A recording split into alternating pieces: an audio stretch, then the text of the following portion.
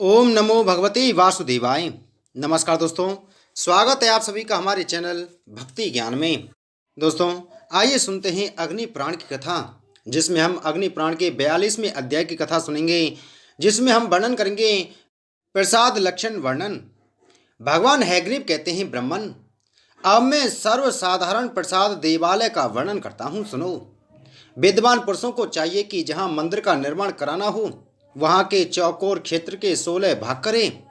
उसमें मध्य के 4 भागों द्वारा आय सहित गर्भ मंदिर के भीतरी भाग की रिक्त भूमि निश्चित करें तथा शेष 12 भागों को दीवार उठाने के लिए नियत करें।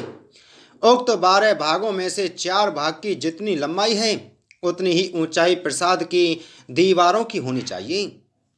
विद्वान पुरुष दीवारों की ऊंचाई से दुगुनी शिखर की ऊंचाई रखें। शिखर के चौथे भाग की ऊंचाई के अनुसार मंदिर की परिक्रमा की ऊंचाई रखें। उसी मान के अनुसार दोनों पार्श्व भागों में निकलने का मार्ग द्वार बनाना चाहिए। वे द्वार एक दूसरे के समान होने चाहिए। मंदिर के सामने के भूभाग का विस्तार भी शिखर के समान ही करना चाहिए, जिस तरह उसकी शोभा हो सके। उसके अनुरूप उसका विस्तार शिखर से दूना भी किया जा सकता है।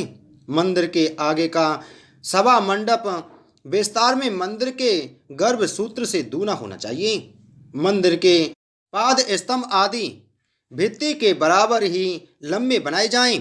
वे मध्यवर्ती स्तंभों में से विभूषित हों अथवा मंदिर के गर्भ का जो मान है, वही उसके मुख मंडप, सभा मंडप या जगमोहन का भी रखें। तत्पश्चात 81 पदों स्थानों से युक्त वास्तु मंडप का आरंभ करें। इनमें पहले द्वार न्यास करें।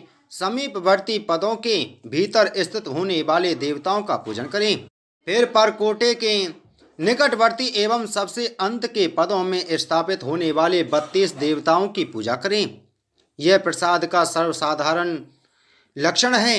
अब प्रतिमा के मान के अनुसार दूसरे प्रसाद का वर्णन सुनो। जितनी बड़ी प्रतिमा हो, उतनी ही बड़ी सुंदर पिंडी बनावे। पिंडी के आधे मान से गर्भ का निर्माण करे और गर्भ के ही मान के अनुसार भित्तियां उठावे।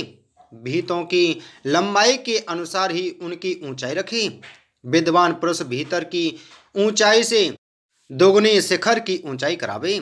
शिखर की अपेक्षा चौथाई ऊंचाई में मंदिर की परिक्रमा बनवावे तथा इसी ऊंचाई में मंदिर के आगे के मुख मंडप का भी निर्माण करावे।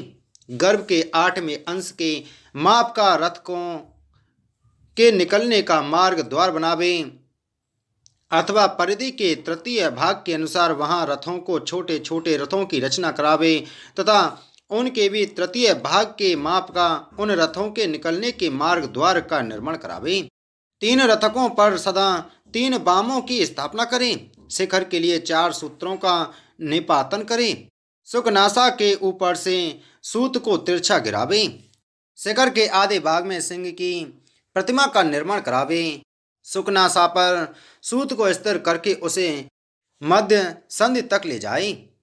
इसी प्रकार दूसरे पार्श्व में भी सूत्र प्राप्त करें। सुकनासा के ऊपर वेदी हो और वेदी के ऊपर आलम प्रसार नामक कंठ सहित कलश का निर्माण कराया जाए। उसे विकराल न बनाया जाए। जहाँ तक वेदी का मान है, उससे ऊपर ही कलश की कल्पना होनी चाहिए। मंदिर के द्वार की जितनी चौड़ाई हो, उससे दूनी उसकी चौड़ाई रखनी चाहिए।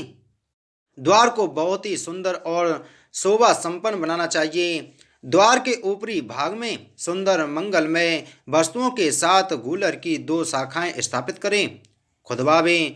द्वार के चतुर्थांश में चंड, प्रचंड, विषक्सेन और वत्सदंड, इन 4 द्वारपालों की मूर्तियों का निर्माण करावे।